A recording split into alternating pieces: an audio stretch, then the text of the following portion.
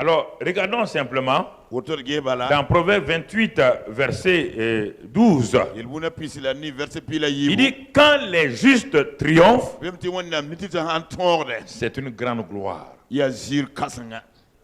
Tu entends? Quand les justes, quand ils se reconnaissent, ils acceptent la justification, ils revêtent la justification, qui est la nature divine.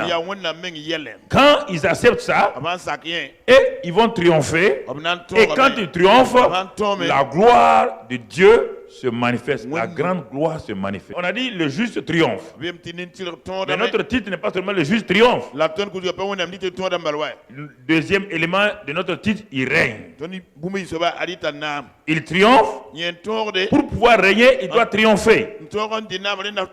Alors Romains 5, 17 va nous montrer la partie donc régner. Romains 5, 17. Qu'est-ce qu'il est dit là-bas?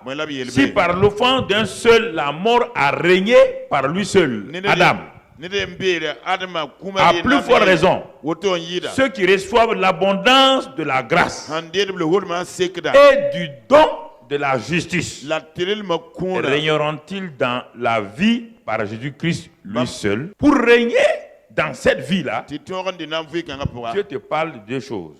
Il te parle d'abord de la grâce et de la justice. Ce sont les deux éléments qui permettent à tout homme sur la terre.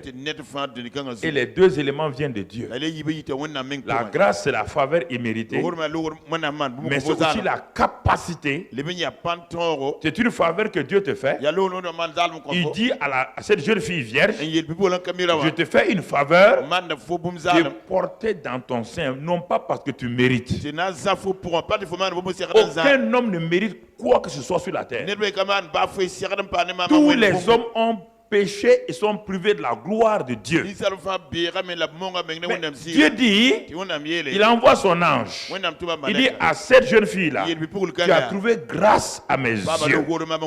La grâce n'est pas un élément humain. C'est un élément divin. C'est une faveur imméritée et ensuite une capacité. Mais Marie dit, si c'est une faveur, mais comment je peux faire ça? Même si tu me fais une faveur et que je n'ai pas la capacité, ça me sert à quoi? Il dit en ce moment-là, quand la faveur de Dieu vient, le Saint-Esprit rentre en jeu.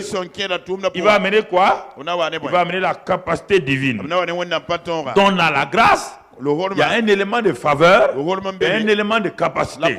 Donc la combinaison des deux, ça va apporter quoi? Ça va amener la justice, le don de la justice. Et quand le don de la justice vient, alors tu commences à régner. Tu commences à régner, mon frère, ma soeur. Tu règnes sur quoi?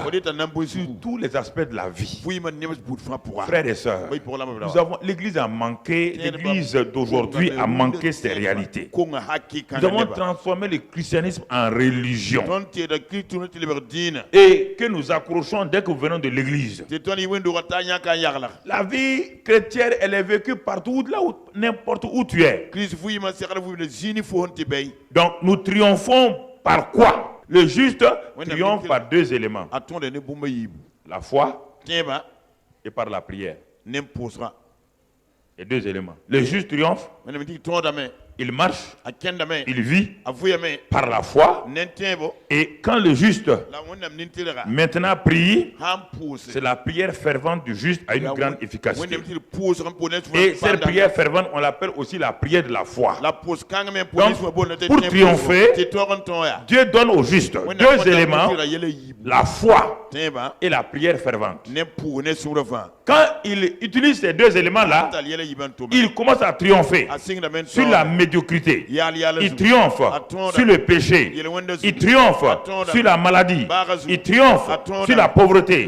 Il triomphe sur la culpabilité. Mais ce n'est pas fini.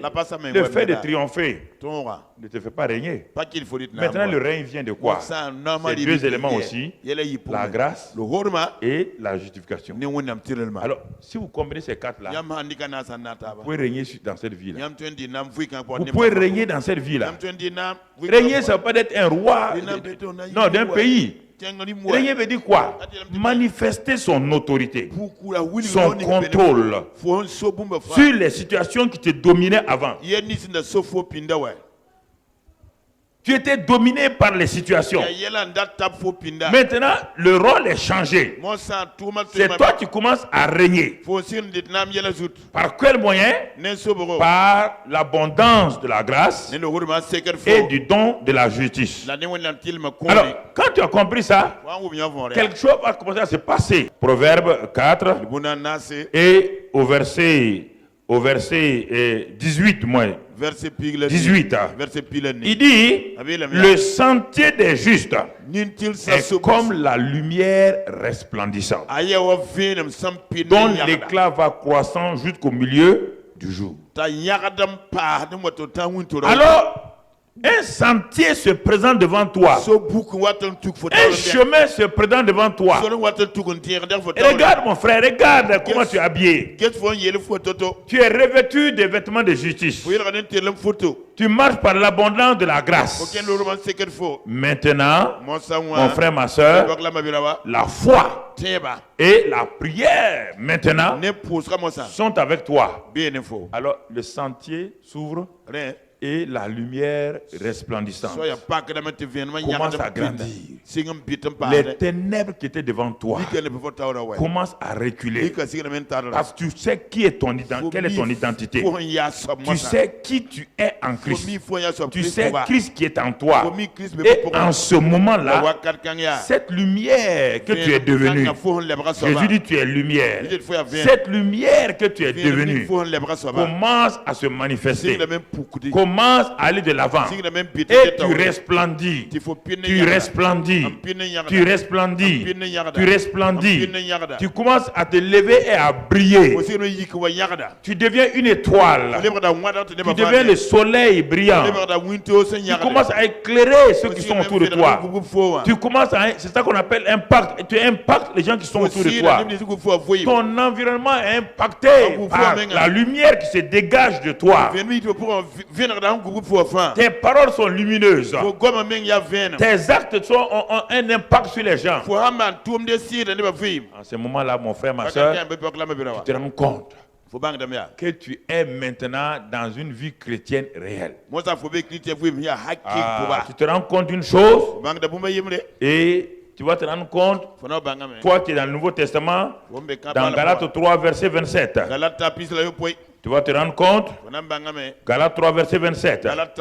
Il dit, vous tous qui avez été baptisés en Christ, vous avez revêtu Christ.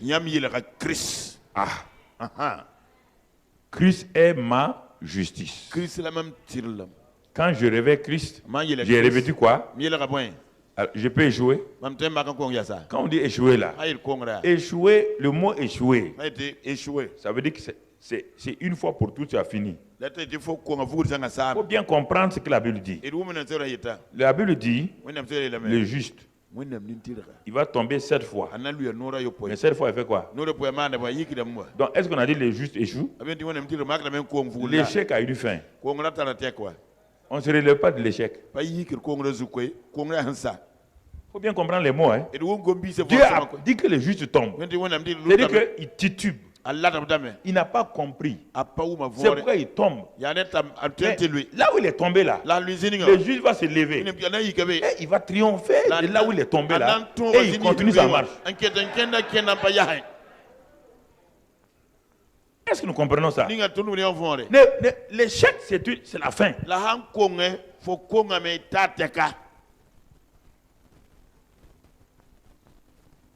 Cette fois, le juste tombe. Cette fois, il se relève. Pourquoi? Parce qu'il est revêtu de Christ.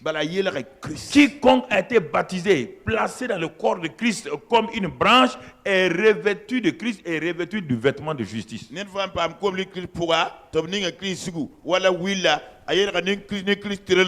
La justification n'a pas été beaucoup prêchée dans l'église de Christ dans ces temps.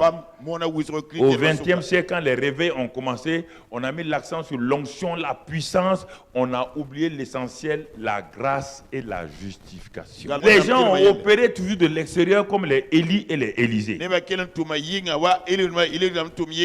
Ils ont oublié que l'abondance de la grâce et le don de la justice, ce sont ces deux éléments qui les font rayer parce qu'ils ont triomphé par la foi et dans leur vie de prière. On dit que les justes, ils vivent par la foi. Ils triomphent par la foi. Ils marchent par la foi. Alors, si tu ne sais pas de quelle foi il s'agit, puisque les justes de la seconde classe, les Hébreux 11 là, ils n'ont pas pu régner. Et ils attendent nous pour régner. Si toi tu rentres dans la seconde classe, quelqu'un qui est en première classe, qui s'élève, qui va dans l'avion en seconde classe, on dit que lui il lève la seconde classe. Ça ne va pas. Écoutez-moi frère et soeur.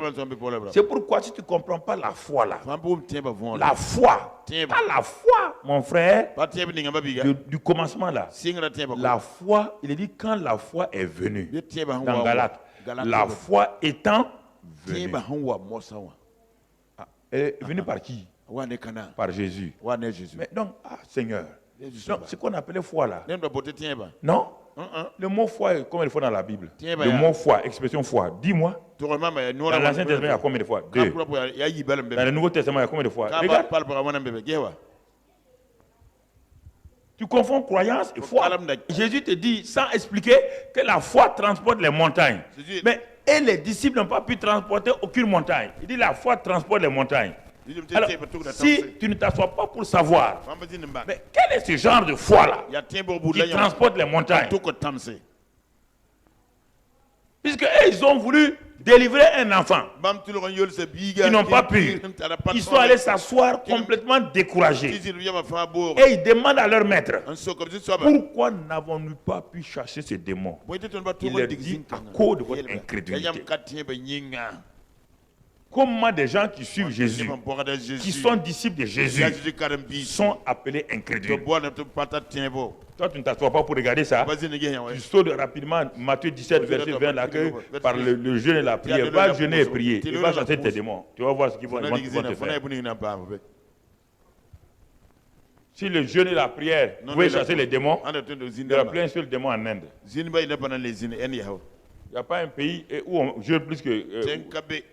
Le jeûne, c'est le jeûne. Jeûne, c'est quoi? C'est se soustraire de la nourriture? Ou bien, vous, votre jeûne là est autre chose? Hein? Votre jeûne là, c'est autre chose? Il faut bien comprendre les choses. Il y a des choses qui accompagnent, il y a des choses principales, il y a des choses qui accompagnent. Et si vous prenez les accompagnants pour en faire les choses principales, vous allez avoir des problèmes.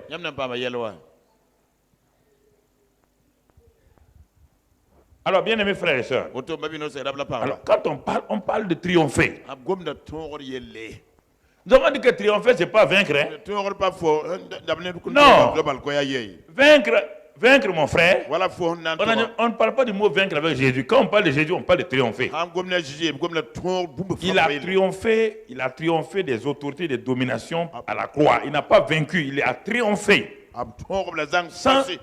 Triompher, c'est une victoire et un succès éclatant. Il n'y a même pas de comparaison. La victoire, tu bats une équipe 2-1. Mais l'équipe t'a mis un but quand même, non? Tu crois que Jésus a vaincu Satan 3-2?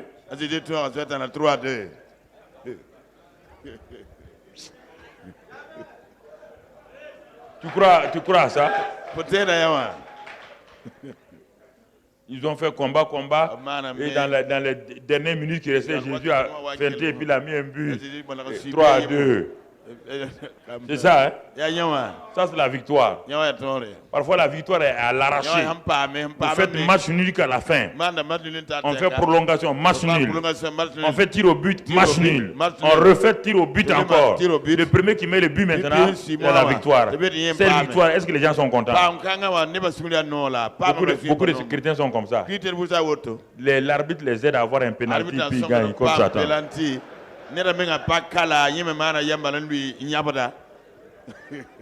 L'arbitre dit le gars là il veut mettre but. Ici, on dit à quoi? Il dit pénalty. Il dit non, arbitre. Non, il dit Penalty. Non. Quand tu mets ça là, toi-même tu sais que le penalty n'est pas vrai. Tu as la joie. Jésus a triomphé. Il a triomphé avec qui? Jésus est la tête.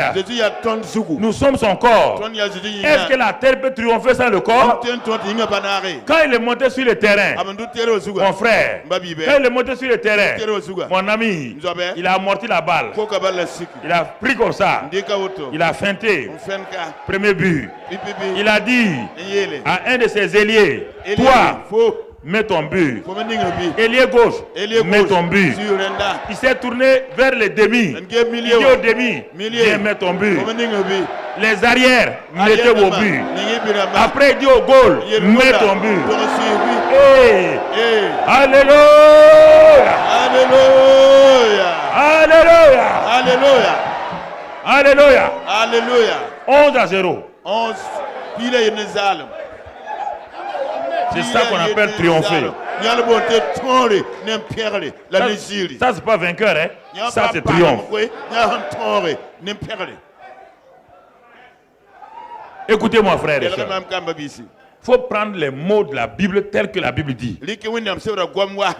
Regardez dans la Bible comment les gens ont triomphé. Quand Isaac a commencé à...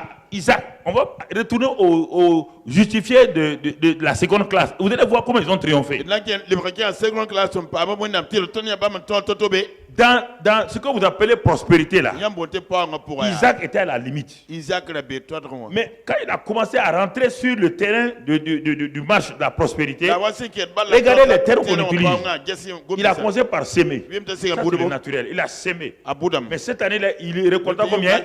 100. Est-ce qu'après ça, on a utilisé les chiffres encore? J'ai entendu 1000, j'ai entendu 2000. On a utilisé quoi maintenant? Fort. Fort riche.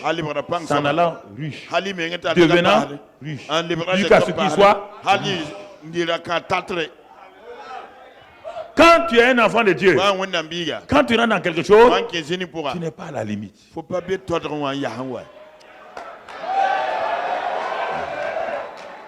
Tu ne comprends pas ça. Quand tu es un communicateur chrétien, quand tu rentres dans la communication, même les autres communicateurs viennent te demander de les aider, ils vont faire des ils vont sous-traiter les choses.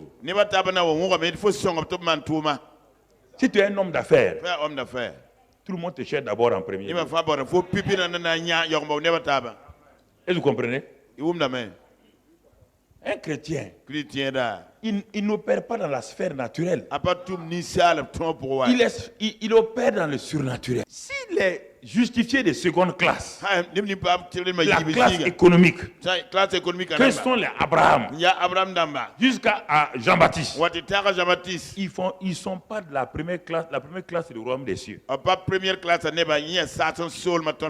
te dit que le plus petit dans le royaume des cieux est plus grand que ceux de la seconde classe. Ils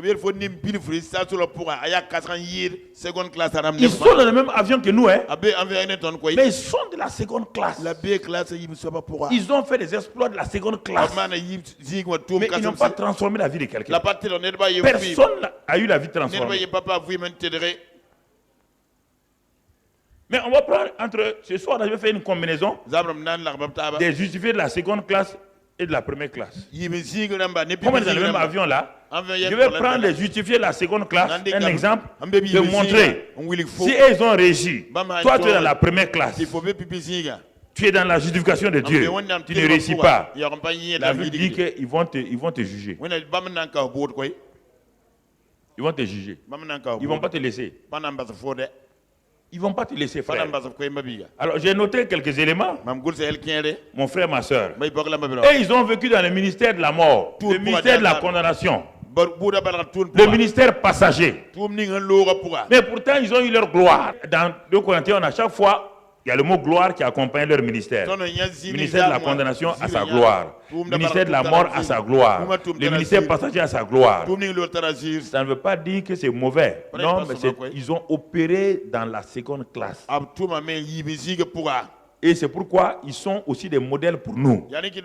Mais Dieu est venu maintenant, il dit, voici, il y a une gloire plus grande. Lorsqu'on est dans la première classe, lorsqu'on est dans le royaume, la vie du royaume est supérieure à la vie. Ils n'ont jamais été dans le royaume. Ils ne sont pas nés dans le royaume. Mais toi, tu es né dans le royaume. Tu as la nature donc du Dieu du royaume. Tu es participant de la nature divine. Tu as le don de justice avec toi. Tu as l'abondance de la grâce. On te dit de régner. Retournons à eux. Comment ont-ils régné? N'ayant pas le don de la justice, ils ont régné avec la compréhension de leur justice à leur niveau. Ils ont régné avec le niveau de grâce qu'ils avaient. Ils ont régné avec le niveau de foi, de croyance qu'ils avaient. Mais pourtant, ils ont régné selon leur dimension. Quand Dieu les note, Dieu les appelle les excellents dans leur domaine. Un enfant du CP1 qui est premier de la classe, il est premier de la classe du CP1, on ne peut pas lui donner autre chose que le prix d'excellence. Mais son grand frère est au CM2, il est premier. Premier, c'est premier. Puis le premier du CP1, puis le premier du CM2. Mais tous les deux sont quoi? Premier. C'est que le premier du CM2 a plus de connaissances que le premier du CP1. Donc, les gens de l'Ancien Testament, ce sont des gens excellents. Mais dans quoi? Dans l'Ancien Testament, ils ne sont pas des gens mauvais. Parce que tout le monde a commencé par le CP1. Alors, frères et sœurs, regardons ces gens-là. Comment ils sont allés. La Bible, il n'y a pas de Bible, il n'y a pas de progrès dans la Bible. C'est le même texte, le vieux texte là, c'est le même texte là. Chaque fois, le Saint-Esprit te révèle cela en profondeur. Le Saint-Esprit te révèle ça en profondeur. Et regardons simplement. Regardons un d'entre eux qui un jour n'a pas compris cela. Parce que Satan peut nous accuser lorsque nous n'avons pas compris donc la justification. Allons rapidement dans Zacharie 3, verset 1. Zacharie 3, verset 1. Regardons là-bas. Et il est écrit, il me fit voir Josué, le souverain sacrificateur, debout devant l'ange de l'Éternel. Et Satan qui se tenait à sa droite pour l'accuser. Ah, arrêtons-nous là. Voici un souverain sacrificateur appelé Josué. Il est devant le trône. Et l'ange de l'Éternel est là.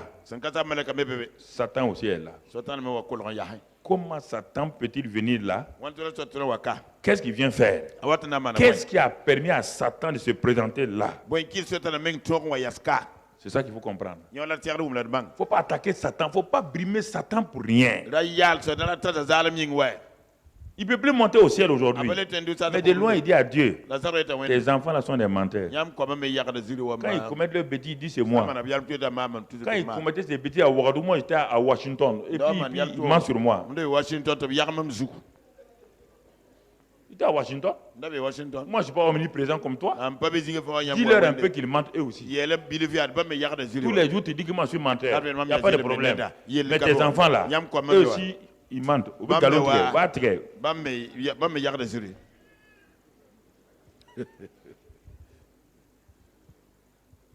comprenez? Qu'est-ce qu'il a fait? Que là, écoutez, là où le souverain sacrificateur, là où tu tiens là, là où tu tiens là, qu'est-ce qui a permis à Satan de rentrer là-bas pour venir accuser Josué, le souverain sacrificateur? Il faut bien réfléchir. Qu'est-ce qui a permis qu'il a pu franchir le sang de l'agneau, le sang de tout, alors que au temps de Moïse, quand il a mis le sang là, l'ange de la mort n'a pas pu franchir. Mais pourquoi avec Josué ici là, Satan est venu et a franchi, venu s'arrêter pour accuser Josué devant Dieu lui-même? Qu'est-ce qui a fait ça? Il n'y a pas la faute de Dieu, c'est la faute de Josué.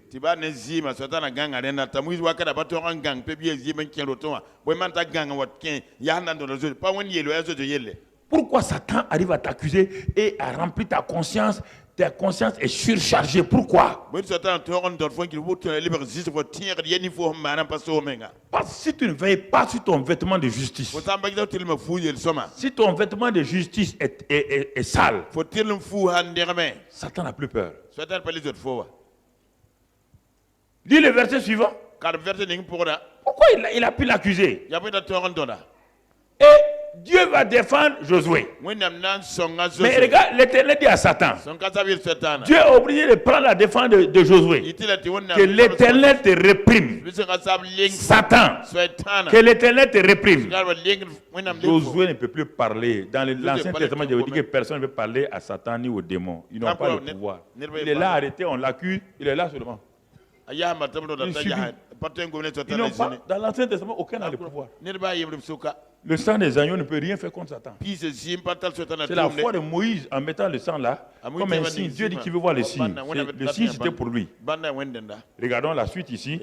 Satan, que l'Éternel te réprime, lui qui a choisi Jérusalem, n'est-ce pas? La suite, là un tison arraché du feu. Verset suivant. Or, Josué était couvert de vêtements et se tenait debout devant l'ange. Qu'est-ce qui a attiré Satan? C'est les vêtements sales de qui? Mais Josué c'était un simple croyant. C'était un quoi? Souverain sacrificateur. Souverain sacrificateur. Le gars est parti pour opérer devant Dieu. Satan le suit là où il doit opérer là. Le souverain sacrificateur, c'est le seul qui peut rentrer dans le lieu secret, dans là où il y a l'arche de l'Éternel. On te parle d'un phénomène spirituel ici. Satan l'a suivi et est parti s'arrêter. Et c'est Dieu qui prend, qui est l'avocat de Josué. C'est Dieu qui s'adresse directement à Satan. L'Éternel te réprime, Satan. Reviens au verset là. Il dit, l'ange prend la parole, dit à ceux qui étaient devant lui, ôtez-lui les vêtements. Et il dit à Josué, il parle à Josué maintenant, voici, je t'enlève ton iniquité et je te revêts d'habits de...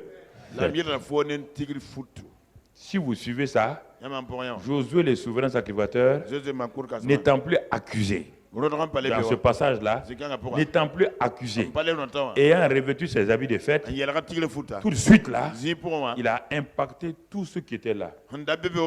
Et c'est en ce moment que Dieu dit à Zorobabel, ceux qui étaient là pour œuvrer dans le ministère, autour du souverain sacrificateur, maintenant que les vêtements sales ont été enlevés, les vêtements de fête ont été placés, Dieu maintenant se tourne vers les collaborateurs de Josué. Zorobabel. Il dit Zorobabel, est-ce que cette montagne-là, on peut la faire bouger? Non. Il dit cette montagne-là ne peut se déplacer. Ce n'est pas par la force, ni par la puissance, mais par mon esprit. En ce temps, le Saint-Esprit est devenu libre. Dans l'église, tu peux bloquer tout le monde à cause du fait que tu ne prends pas soin du revêtement de justice. Tu dois veiller sur ton vêtement de justification. Tu dois veiller sur ça régulièrement. Quand c'est souillé, tu confesses ton péché rapidement. Sinon, tu ne peux rien contre Satan quand ce n'est pas confessé. Bien-aimés frères et sœurs, voici l'exemple où quelqu'un, bien qu'il soit revêtu, a laissé ses vêtements se souiller. Et comme dans l'Ancien Testament, c'est chaque année qu'on fait le renouvellement, on a été obligé de changer son vêtement. Mais dans le Nouveau Testament, on ne change pas de vêtements. C'est la confession des péchés qui purifie ton vêtement de justice. Chaque fois que tu confesses, tu es purifié et le sang de Christ Jésus te purifie et tu es pardonné. Mais tu as les mêmes vêtements, pas les vêtements de justice est là. Tu comprends? Donc ça c'est le cas pour te montrer que si on a le vêtement de justice, il faut savoir l'entretenir. Et regardez un souverain sacrificateur qui conduit le peuple qui est devenu muet. Il est devenu muet, Satan l'accueille, il ne peut rien dire. C'est pourquoi les gens vont dans la prière, ils ne peuvent rien dire à Dieu. Leur cœur les accuse. Leur conscience est surchargée. Ils ne peuvent pas parler à Dieu.